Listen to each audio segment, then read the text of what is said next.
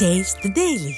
தூத்துக்குடி மாவட்டம் விளாத்திக்குளம் அருகே புகாரின் மீது நடவடிக்கை எடுக்காத காவல்துறையினர் குறித்து பத்திரிகையாளர்களிடம் தெரிவித்த அரசு பள்ளி தலைமை ஆசிரியருக்கு காவல் உதவி ஆய்வாளர் மிரட்டல் விடுத்த சம்பவம் அரங்கேறியுள்ளது.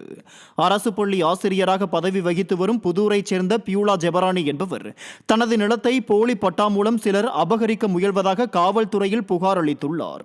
இந்த நிலையில் கும்பகர்ண தூக்கத்தில் இருக்கும் காவல்துறை வழக்கம் போல் நடவடிக்கை எடுக்காத நிலையில் ஆதாரங்களுடன் இது குறித்து பத்திரிகை மற்றும் தொலைக்காட்சி செய்தியாளர்களுக்கு பேட்டியளித்துள்ளார்.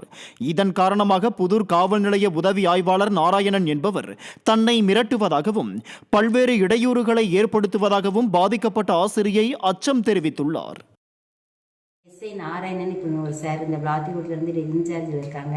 அவங்க சொல்கிறாங்க, என்னம்மா மீடியாவுக்கு போவீங்களோ மீடியாவுக்கு அப்படின்னு சொல்லிட்டு என்னையவும் என் மகனை நான் ஊரில் இல்லாத நேரம் அரெஸ்ட் பண்ணி பெரிய பையனை அரெஸ்ட் பண்ணி அவங்களாவே பெயிலில் விட்ட மாதிரி விட்டுட்டாங்க. ஆளே இல்லாத நேரம் என்னையை போன வாரம் அரெஸ்ட் பண்ணி பெயிலில் விட்டுட்டாங்க. உங்கள் வேலையை தொலைச்சாதான் நீங்கள் சரிப்படுவீங்க அப்படின்ட்டு என்னெல்லாமோ சொல்கிறாங்க.